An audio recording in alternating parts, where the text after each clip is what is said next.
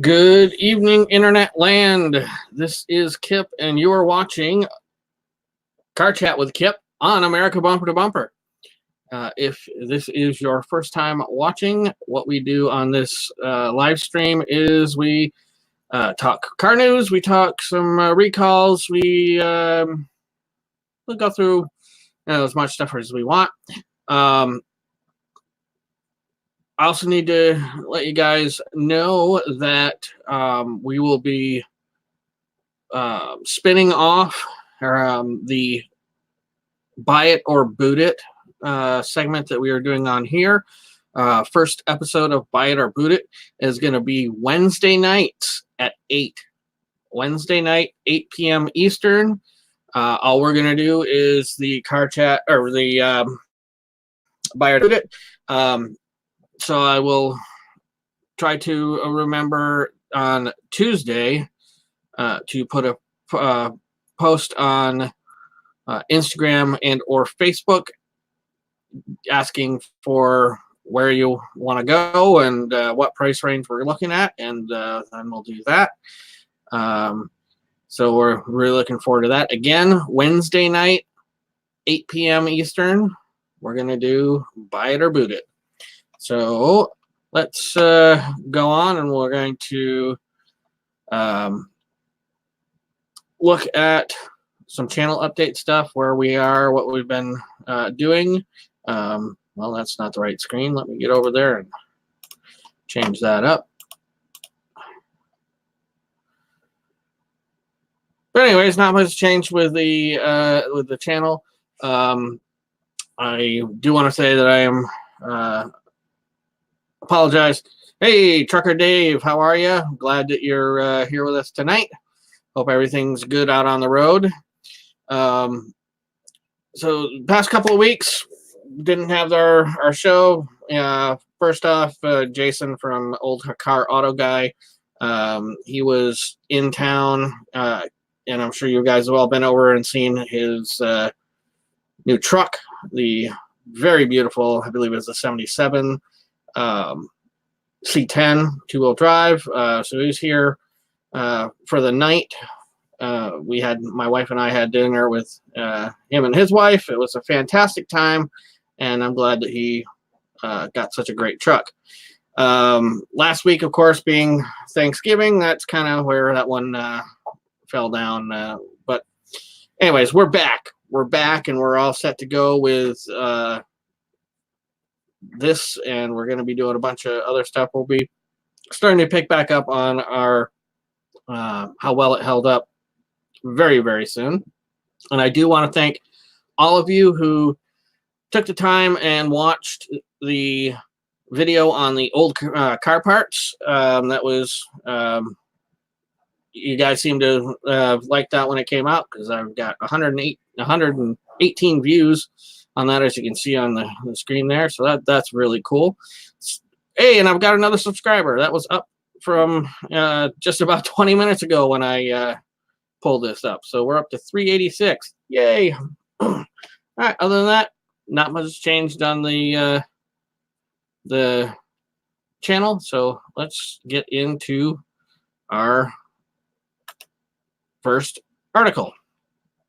And the first article that we're looking at here is 10 Publishing is killing off 19 automotive print publications.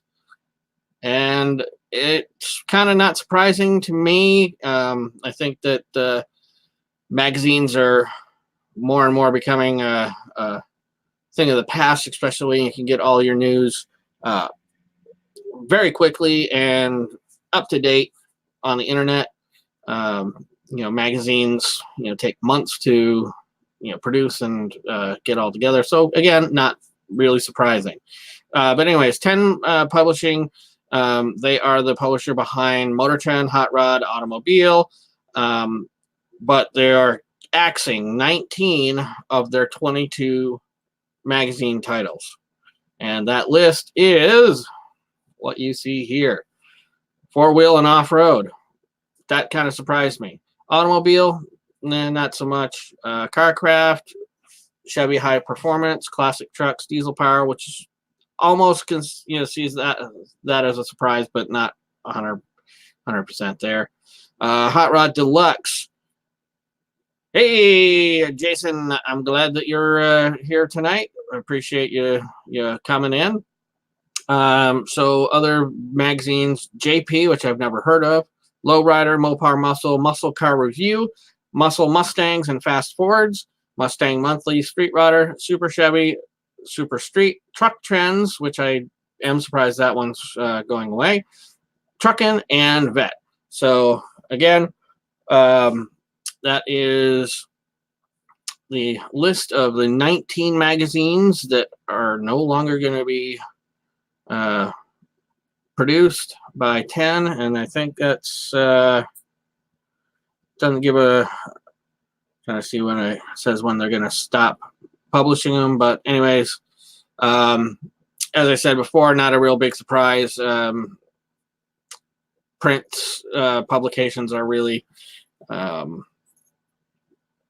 they're not popular today as they were back before internet and instant gratification of getting all the news that you want. So if you are a subscriber to one of those, or you like those magazines, prepare to cry a little bit. Our next story. There was much speculation, and this is about Mary Barra, the CEO of GM, putting the kibosh on Corvette being spun off, because a lot of people had assumed that if Ford was more or less spinning off Mustang and making other Mustang titled cars, that there was like, Corvette should do it, and she said very specifically, no, that's not going to happen. Chevy is where the Corvette is going to be and where it'll stay. It goes into the whole story, but I'm not. It's a long read, but basically, Corvette's not getting spun off. Although I disagree, I think it should be, and I think they should keep the front engine car around for a little bit longer. But again, they don't pay me the big bucks. All right, now we're gonna take a quick peruse through a bunch of Fast Fords that are coming up to auction. Make 'em, I believe it was. Of course, I went one too far here. Yep, it's 2019 Kansas City Mecum auction. And this is a collection of all of the Fast Fords that are going to be sold this weekend. First up is 69 Ford Mustang Boss 429. It's one of only 1,359 cars built in 69, and it's got 18,000 miles.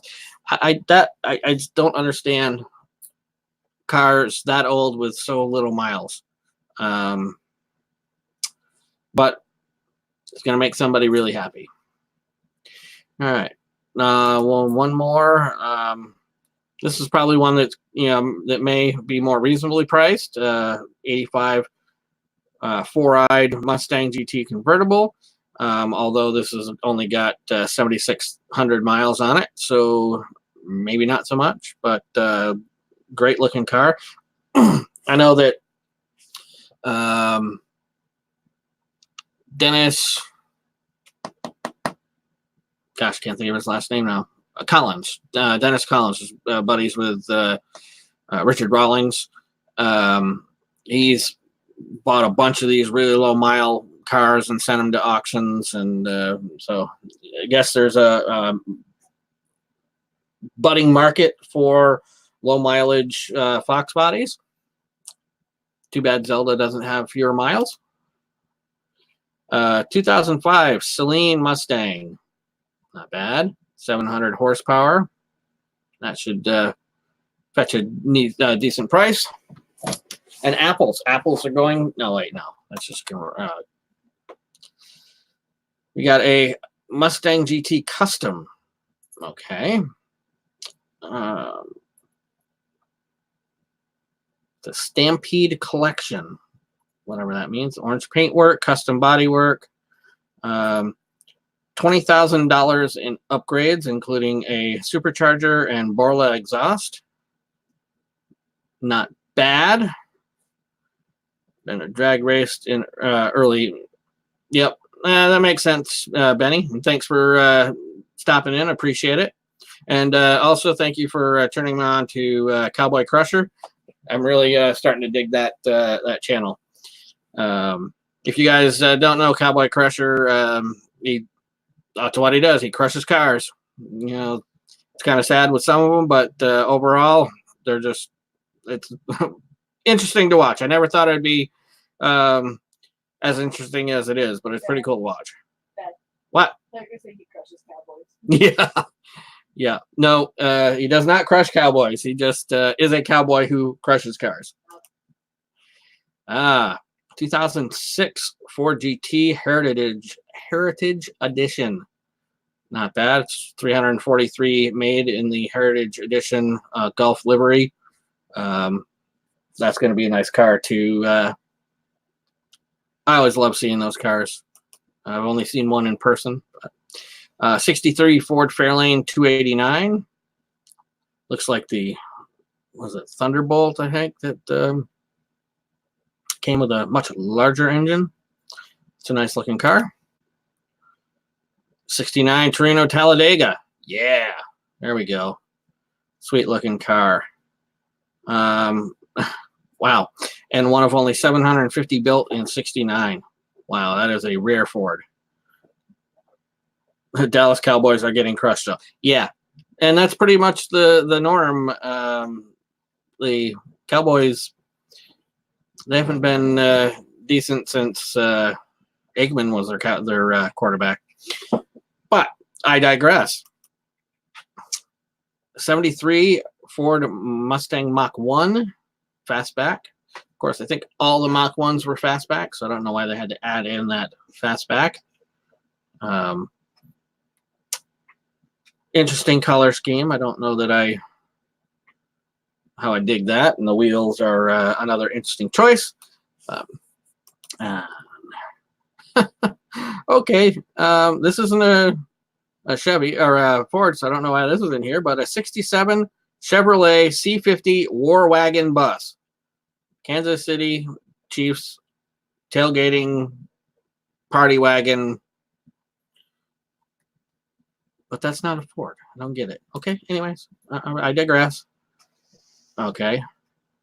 Oh, my apologies. Fast Fords and more muscle cars. My bad. 62 Impala. That's a pretty good looking car. C5 Pace Car Edition 98. I saw one of those in the that Corvette car show that we went to. Grant's colors, absolutely. Yeah.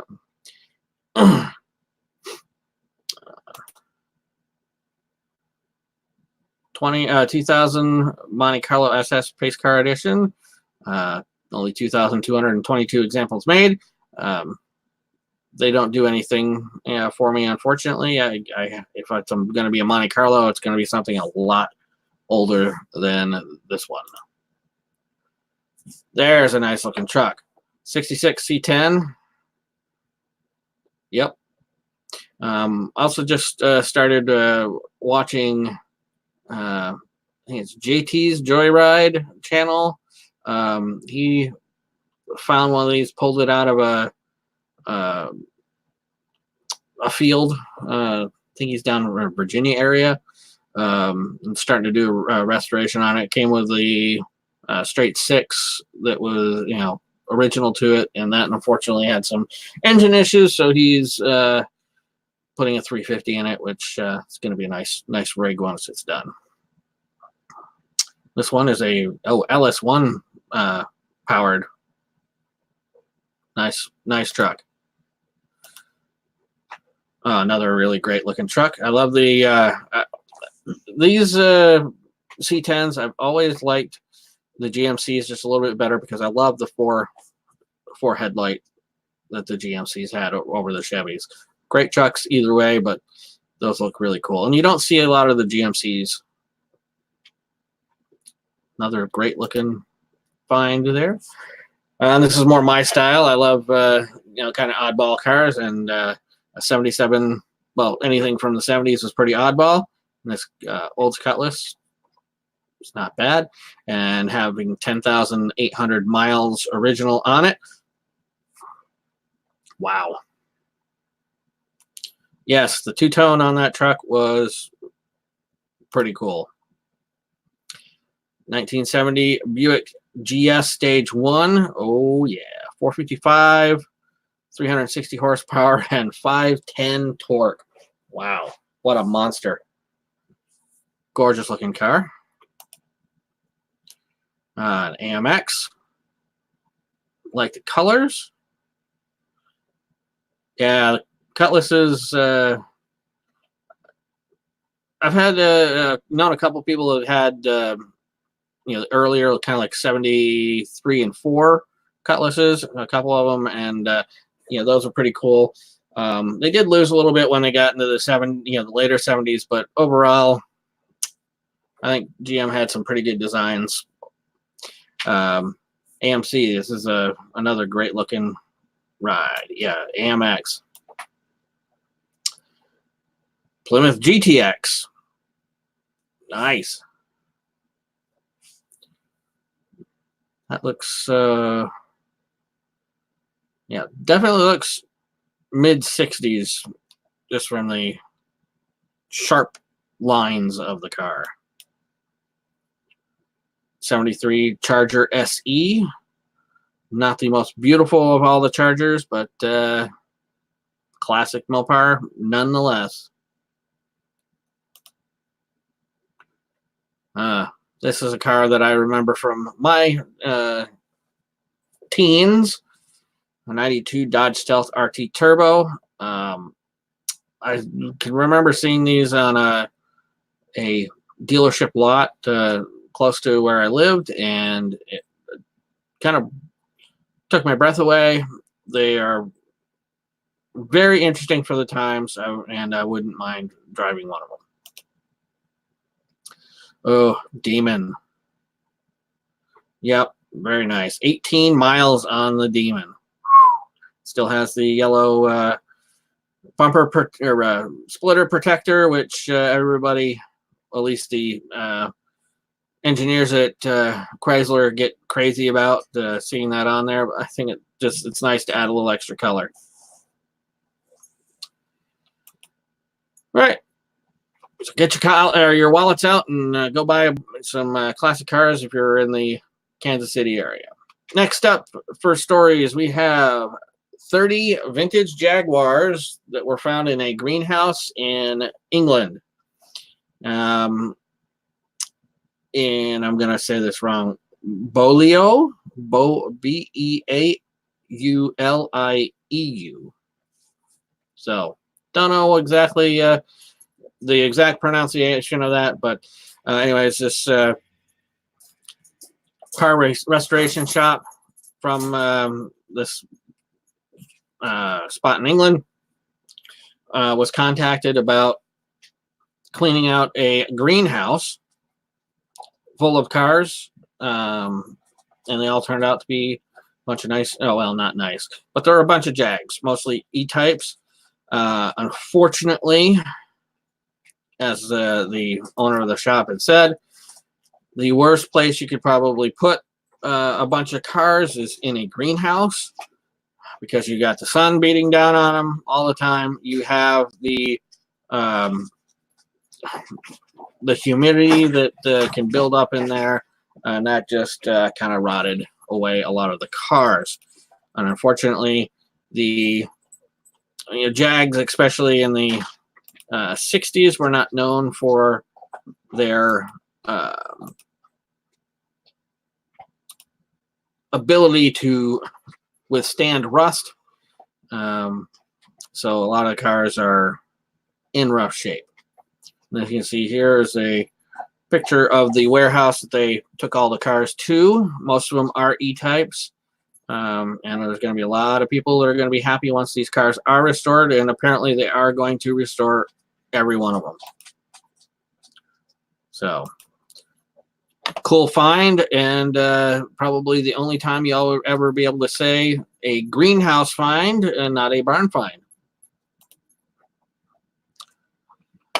Now, this one is very interesting. There's not a whole lot in this particular story about what vehicles we can expect, but Toyota just announced that they are going to be introducing 31 new or updated vehicles over the next 36 months. So 3 years, 31 new or updated vehicles. Now, it does say that some of them just might be, what do I want to say? Let me,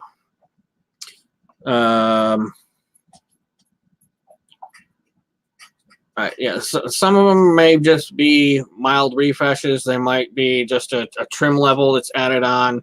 Some of the things we already know about, that being the all-wheel drive versions of the Avalon and Camry, the RAV4 plug-in hybrid, new Highlander, and the Lexus LC convertible. So this 31 vehicles that Toyota announced, that for both brands, so Toyota and Lexus, 31 new, updated, or I say trim levels, that sort of stuff, over the next 3 years.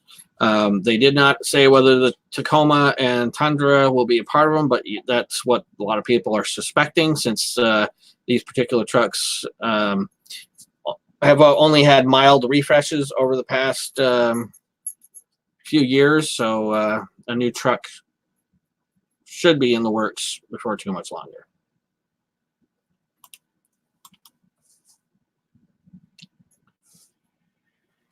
All right. If you're into small Jeeps, then go ahead and out and get yourself the new Jeep Renegade. It has earned top safety pick from the IIHS, and it is one of the only subcompacts to get the top pick.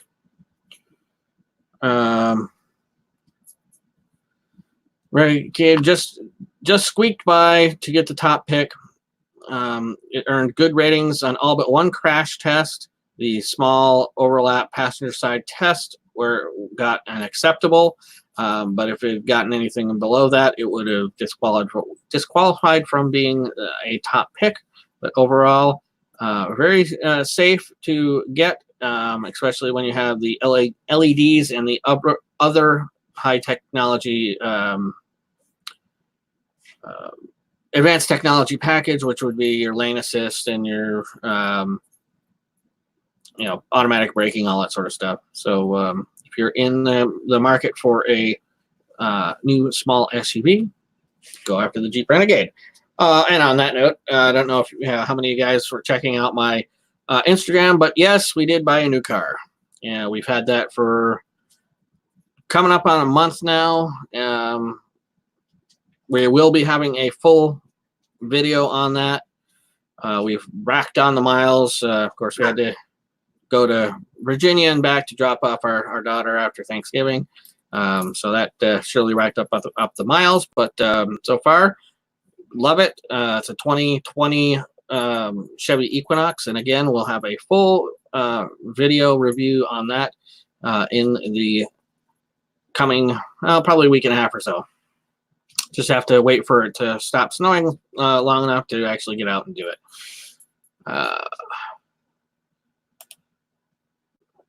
Next up, we've got, and this is thanks to the agreement from FCA and the United Auto Workers. We know a lot of stuff that's going to be coming up in the pipelines for Chrysler, and one of them is going to be of course, we already know about the Wagoneer and the Grand Wagoneer, and there's other things that are going to be coming. It's going to be a total of $9 billion are going to be put into future product investments. $3 billion of that is going to one assembly plant to build a mild hybrid version of the Durango, as well as to begin the production of the next generation Grand Cherokee, which will also have a plug-in hybrid version. Then $2.8 billion will go into the Warren Truck Assembly Plant, which will be the Wagoneer, Grand Wagoneer, and the Ram 1500. Next up is $1.5 billion into Detroit 2 assembly line, which is going to get an unnamed 3-row SUV that will go below the Wagoneer and above the Grand Cherokee. Which I don't see why they need that right now, but much snow you gonna get tonight, Jason? Yeah, I didn't realize we were supposed to get any snow today, and I think we ended up picking up I don't know, 2 or 3 inches. It's kind of weird. $210 million is going into another plant, that's Sterling Heights, to build the TRX, which is going to be the Ram's sport truck, which will be it'll be kind of fun to see. And then the Toledo assembly plants are going to get a bunch of money, and that is going to include a plug-in version of the Wrangler, which I don't see a reason. But then again, everybody's going hybrid. And then more money for Gladiator production, which is always a good thing.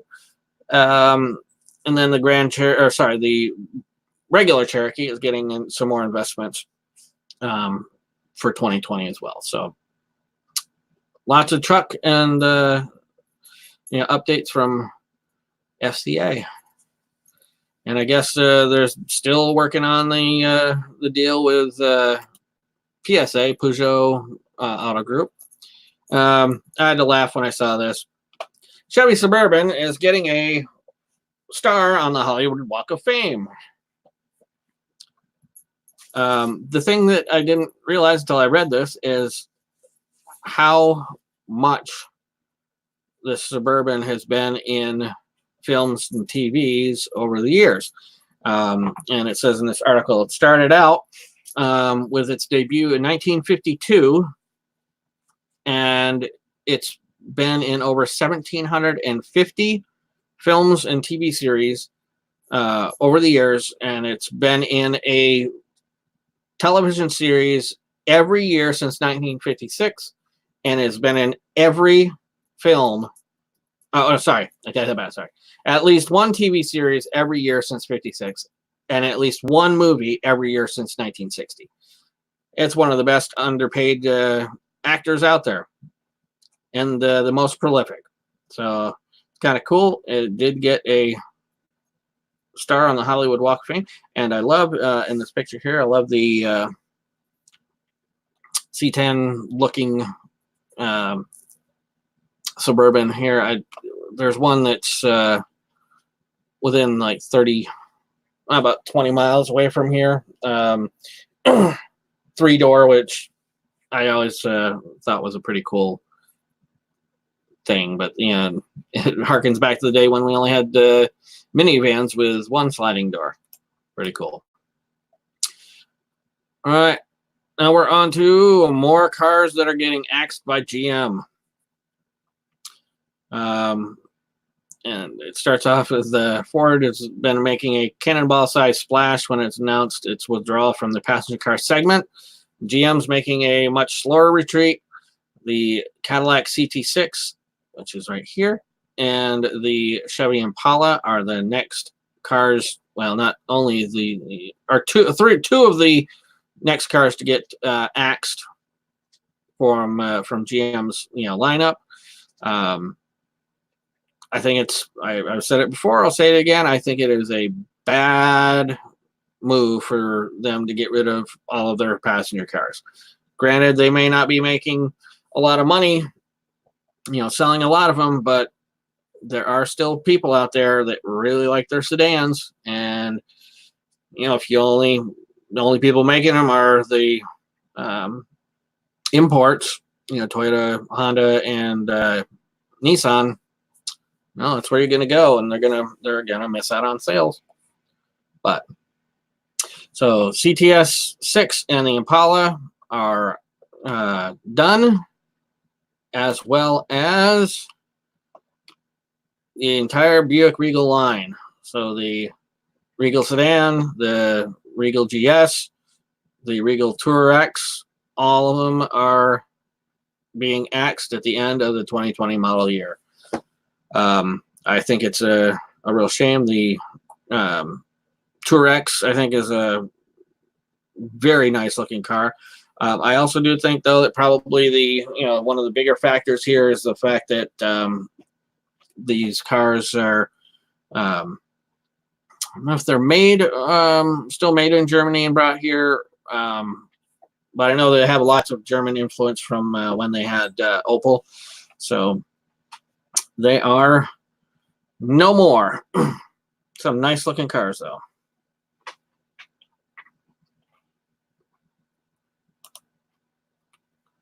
Now we're going to scoot over to this one first. So one of my best viewed videos, actually it is the best viewed videos on this channel, was about the Mahindra Roxor. And a lot of people will say, well, that's a Jeep. Well, yeah, it is, because Mahindra has owned the licensing for Jeeps in India since after World War I. Very, very long time. So they brought the car, the Roxor, over here, which is over there called the Thor, to sell as a side-by-side, off-road side-by-side. And FCA didn't take too kindly to the fact that something that looked so much like, an old CJ was being sold on this side of the Pacific Ocean. So they went to court, and the judge ruled that the Roxor looks too much like a Jeep, and they are working right now on whether they have to cease and desist selling these vehicles in the United States, or how's that all going to work. This article did note that the Roxor front end is being redesigned. It's still going to have round headlights, but the rather than these vertical grills, it's going to have horizontal. I don't know if that's going to be enough to make the FCA lawyers happy, but we'll have to see. I do know that we had a local side-by-side motorsports shop that had these for sale, and I noticed recently that they didn't have any. So I'm not sure if that's part of the lawsuit thing, or they just weren't selling and decided to give up the franchise. But anyways, hey Pete, thanks for stopping in. Appreciate you being here as always. So that Mahindra Roxor video I did, maybe if they aren't allowed to stay in the States, it was fun to be able to ride in one when it was still hot. All right, these are shocking auction stories. 10 car auctions that shocked us in 2019. This story blew my mind. I'm going to go through it. So this is a Porsche Type 64 that was being sold at RM Sotheby's auction. Anyways, this is an ultra rare Porsche. It's highly desired, as it says in the story, and it went up for auction, and the starting bid on this was $30 million. $30 million bucks starting bid. Started to and knowing that the bid shocked people, which 30 million, that's approaching record for a car sale, especially when it was only expected to sell for 20 million. Well, the bidding war ensued, and the price went up to $70 million. Unfortunately, RM screwed up, and somehow the bid that they showed up on the screen went back to $17 million. Caused mass confusion among the buyers. People were really unhappy. Some people walked out. Excuse me. And the car ended up not selling at all. Didn't get anywhere close to its reserve. Didn't sell. $70 million would have been, I think, the highest for a on a car auction. But anyways, they screwed up big time. Excuse me, guys. All right, and we got this GT500 Super Snake.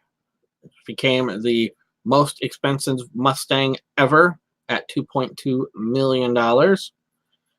This sold at Makeham's Kissimmee auction in January, and 2.2 million. Man, that's a lot. Stuffed with the 427 cubic inch GT40 engine. Bet the sellers were, I would absolutely be, pissed if my car was going to go for $70 million and then doesn't.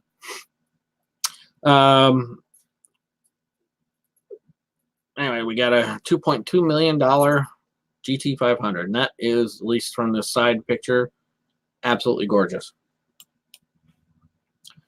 $1.54 million for the 2017 Ford GT.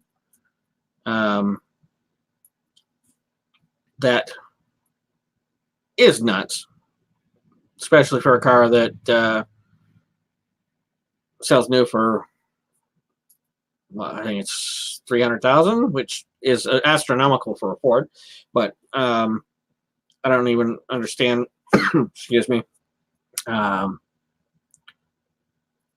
Who would spend that much money unless it was like the first off the line?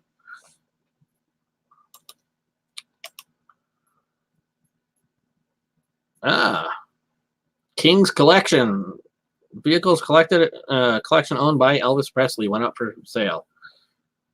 See some of the cars. 73 Lincoln Continental limo.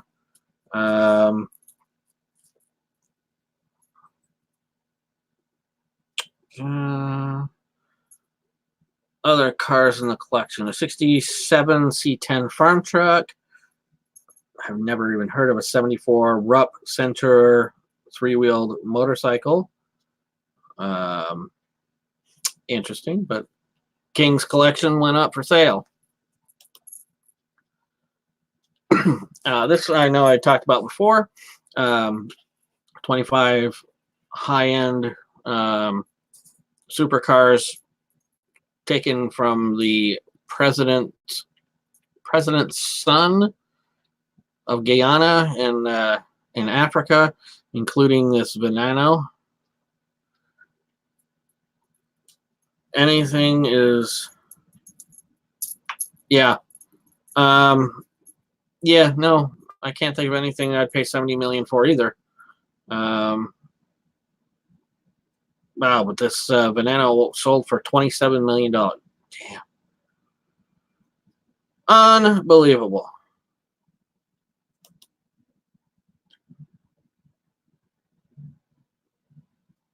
That is probably the cleanest Ford Maverick I have ever seen in my entire life. And it raised $39.5 thousand for vision research. University of Iowa's Institute for Vision Research. That is 20 million. 20 million would buy you just about every square body that's left on this planet. You definitely wouldn't have to worry about parts. Niki Lauda's Formula One Ferrari sold for $6 million.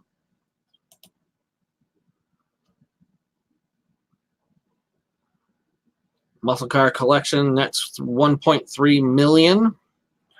I would not buy any supercar. You can, yep. Yeah, that is very true.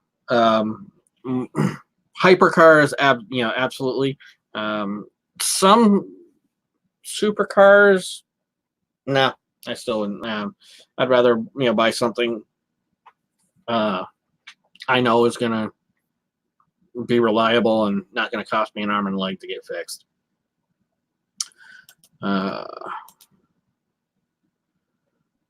George Shin Collection nets 1.98 million at GAA Classic Car Auction. Creator of the Charlotte Hornets baseball team, or basketball. 46 cars are sold. Bel Air Resto Mod. Ooh, looks nice. That I could never get behind right there. The taking a demon, whatever, and making it into a Superbird clone. Not for me. U.S. Marshals auction off 149 cars in the DC solar scam. Yes, including the Super Snake. That is a nice car. Did you find any of those auction things shocking? The only one that I found was a $70 million snafu. Finally, we're getting into a couple of recalls. The Chevy SS, which hasn't been in production for a couple of years now. They are being recalled to fix a power steering issue. Only 6,204 models are affected, and they have to replace the steering assembly to correct if a terminal is incorrect.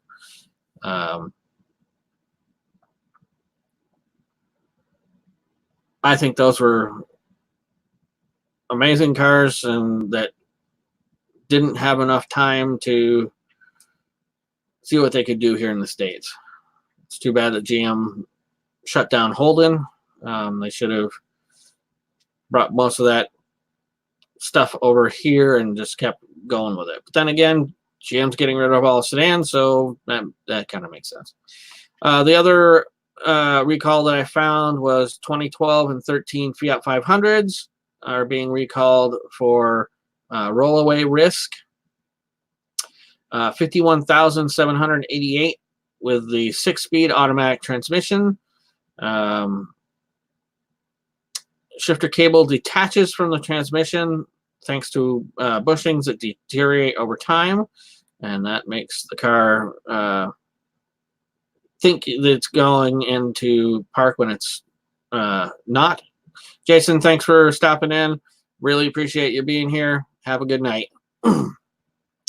Yeah, so 51,000, almost 52,000 of these are being recalled.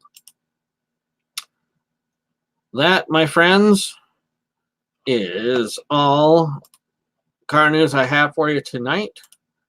As I said at the beginning, I know a lot of you guys weren't here. We are going to spin off the Buy It or Boot It segment of the show. It's going to have its own live stream, and that live stream is going to start up on Wednesday, this coming Wednesday at 8 p.m.